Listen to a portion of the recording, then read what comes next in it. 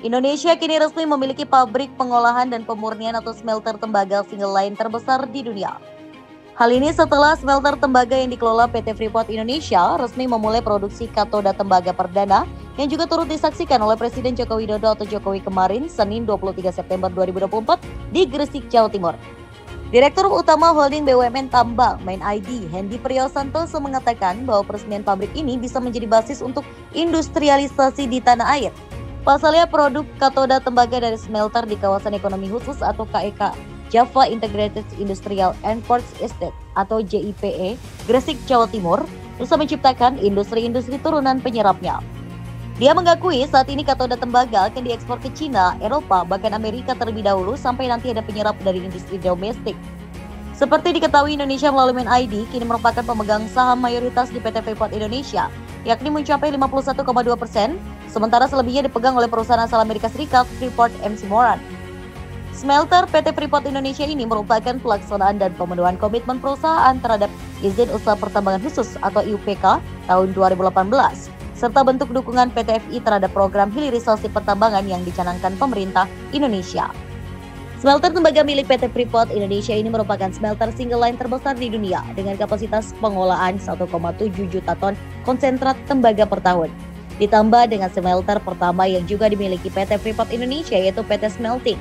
Keduanya akan memurnikan 3 juta ton konsentrat tembaga per tahun dengan produksi sekitar 1 juta ton katoda tembaga, 50 ton emas, dan 220 ton perak per tahun. Smelter konsentrat tembaga yang berlokasi di JIPE ini menjadi salah satu proyek strategis nasional dengan investasi mencapai 3,7 miliar US dollar atau 58 triliun rupiah. PT FI juga telah mendapatkan pembeli atau off-taker domestik yang akan menyerap 100.000 ton katoda tembaga per tahun. Adapun pembeli tersebut yakni PT Hiliang Group yang merupakan tetangga mereka di JIPE Gresik. Sementara untuk produksi emas, PT Aneka Tambang Tbk atau ANTM dikatakan berkomitmen untuk mengambil 20 ton emas.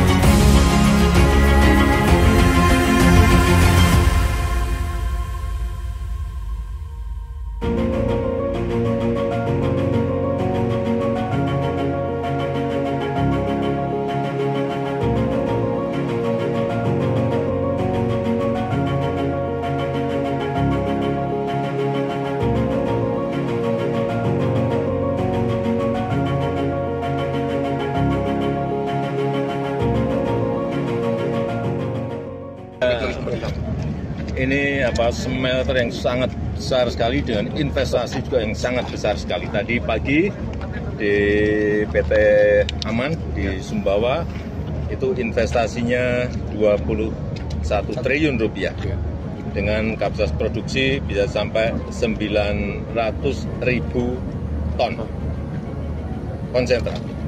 Yang di sini PT Freeport Indonesia investasinya 56 triliun rupiah dengan kapasitas produksi bisa mencapai 1,7 juta ton konsentrat tembaga. Jadi apa yang sering saya sampaikan, hilirisasi pembangunan smelter itu sekarang betul-betul ada dan memang sangat besar sekali, bisa dilihat sendiri ya. Pak, tadi disebut kalau misalkan ada kelebihan dari dividen, pajak PPh 80 triliun dengan adanya smelter tembaga ini. Bisa dijelaskan lagi Pak, itu tadi hitung-hitungannya bagaimana tuh Pak? Ya dihitung aja, coba dicek. Pajak daerahnya berapa yang ke Papua dan kabupaten-kabupaten yang ada di sana.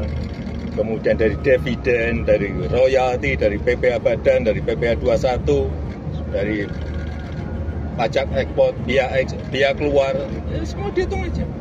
Tolong dihitung. Pak, terkait dengan penambahan saham 10% untuk Freeport itu masih dalam negosiasi. Dulu saat kita mau ngambil 51%, itu juga negosiasinya juga tidak sebulan, 2 bulan, 3 bulan, tahunan, alot. Bukan hal yang gampang, hal yang sangat, dan saat itu memang banyak yang sudah pesimis, tapi saya masih optimis bahwa akan kita dapatkan 51% saham mayoritas.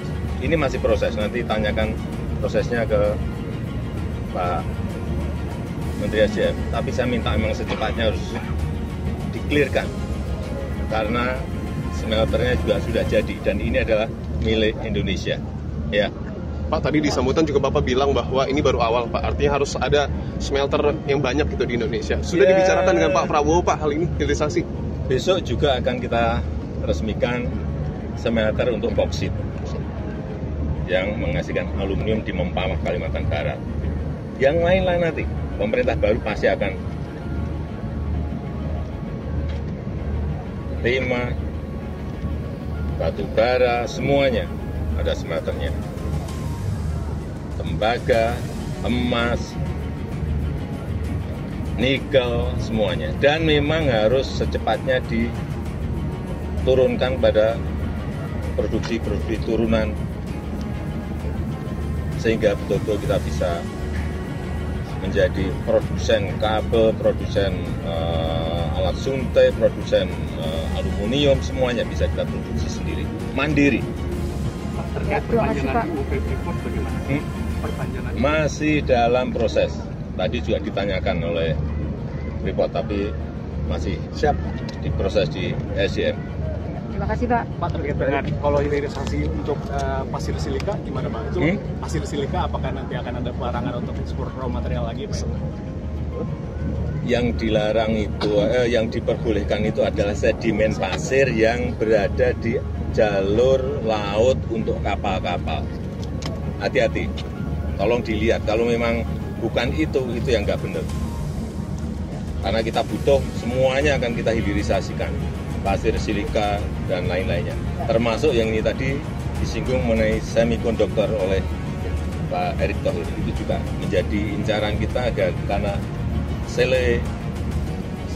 seleniumnya ada, sehingga itu menjadi bahan baku untuk memproduksi semikonduktor juga siap. Sehingga yang paling penting cari partner, cari investor agar bisa kerjasama. Pak, tadi ngajak Pak Fahri Hamzah tadi Pak. Kenapa? Ngajak Pak Fahri Hamzah. Pak Fahri Hamzah itu berasal dari Sumbawa. Oke, kesini juga diajak Pak ya? Nah, kalau daerahnya di Sumbawa, saya ajak ke PT Aman tadi. Iya, makasih Pak. Yang terus digalakkan oleh pemerintah, kita tanyakan langsung kepada Presiden Direktur PT Freeport Indonesia, Pak Tony Wenas. Sehat Pak? Alhamdulillah, puji Tuhan sehat. Pak, tadi kan kita udah menyaksikan peresmian yang dilakukan oleh Presiden. Ada nilai investasi sebesar 56 triliun. Produksi smelter PT Freeport ini juga disebut sebagai desain single line terbesar di dunia. Bisa disederhanakan Pak, apa yang kemudian nanti akan dihasilkan di smelter ini? Oke, jadi smelter ini akan menghasilkan katoda tembaga, emas batangan, dan perak batangan. Katoda tembaganya 650.000 ton per tahun. Kalau digabung dengan katoda tembaga yang dihasilkan oleh PT Smelting yang juga dimiliki oleh Freeport Indonesia itu 350.000 ton. Jadi kira-kira 1 juta ton. Ini menjadikan PT Freeport Indonesia sebagai perusahaan tambang tembaga terintegrasi hulu hilir terbesar di dunia, Pak. 1 juta ton katoda tembaga bisa buat apa aja? Contoh ya, itu bisa buat 200 gigawatt renewable energy PLT surya atau 600 gigawatt PLT Bayu atau 800 gigawatt PLT air. Jadi bayangkan, atau bisa 8.000 Airbus 380. Segitu besarnya kira-kira. Jadi kita perlu bangga bahwa itu ada di Indonesia. Itu kan katoda Pak. Tadi kalau tidak salah ada lumpur anoda yang kemudian juga bisa berubah atau diolah menjadi emas dan juga perak. Ini kalau emas dan perak gimana produksinya? Ya, makanya itu tadi katoda tembaga, itu tembaganya, emasnya kira-kira bisa mencapai 60 ton per tahun. Peraknya kira-kira 210 ton per tahun. Oh, kita lihat dari raut wajah Presiden ini kan juga senang ya Pak ya. 3 tahun kurang ya Pak, kalau tidak salah ini pembangunan ini beres. Nah tadi juga Presiden hitung-hitung ada nilai 80 triliun rupiah. Ini nilai ini sudah dibicarakan dengan Pak Tony atau gimana Pak? Jadi begini, memang setiap tahun kan kita memberikan kontribusi kepada negara, kontribusi langsung berupa pembayaran pajak. Pajak itu ada pajak PP Badan, ada pajak daerah, ada PP 21 dan lain sebagainya. Kemudian ada juga dividen, ada juga bea-bea keluar dan bea lainnya. dan juga termasuk ada bagi hasil dengan pemerintah pusat dan pemerintah daerah sesuai Undang-Undang Minerba. Ini totalnya kira-kira rata-rata sekitar 4 miliar dolar per tahun atau 60 triliun. Nah, untuk tahun ini diperkirakan karena ada kenaikan harga dari tembaga dan juga emas, diperkirakan manfaat yang diterima oleh negara, manfaat langsung yang diterima itu bisa mencapai 5,7 miliar dolar, yang kalau dirupiahkan 80 triliun lah kira-kira. Jadi itulah kira-kira apa yang disampaikan oleh Pak Presiden tadi. Ada nilai tambah dari komoditasnya, kemudian juga akan langsung berimpact pada pemasukan negara. Pak, ada juga yang menarik Pak, ini kan smelter single line terbesar di dunia, di Gresik Pak. Kemudian apakah ada lapangan kerja yang kemudian bisa mungkin memfasilitasi kesejahteraan di sini, masyarakat sini supaya bisa bekerja mungkin Pak di dalam? Jadi kita memang dimanapun kita berada, itu prioritasnya adalah penduduk lokal. Lokalnya pertama lokal kabupaten, kalau nggak ada di kabupaten dicari ke provinsi, kalau nggak ada di provinsi baru dicari ke provinsi lain di Indonesia. Jadi begitupun juga di sini, kita mempekerjakan kira-kira 2.000 orang nanti setelah operasi. Tapi pada saat konstruksi itu lebih dari 40.000 secara kumulatif ya. Tapi pada saat operasi penuh itu kira-kira 2.000 orang dan mayoritas dari lokal Jawa Timur. Tidak melupakan warga lokal dan membuka peluang untuk kemudian meningkatkan kesejahteraan mereka. Ini terakhir Pak, agak politis sebenarnya. Karena mau transisi pemerintahan, komitmen PT Freeport Indonesia untuk kemudian mendukung hilirisasi di pemerintahan mendatang akan sama atau bagaimana? Jadi once kita udah lakukan hilirisasi, ya udah kita nggak bisa pullback. Smelternya sudah jadi, ya kan kita akan memurnikan seluruh produk konsentrat tembaga kita di dalam negeri. Jadi kewajiban hilirisasi dari perusahaan tambang itu adalah menciptakan metal atau logam 99,99% dan itu komitmen kita dan kita lakukan. Oke, baik. Siap, terima kasih banyak Presiden Direktur PT Freeport Indonesia Pak Tony Wenas. Sehat selalu Bapak. Ya, sama-sama. Siap.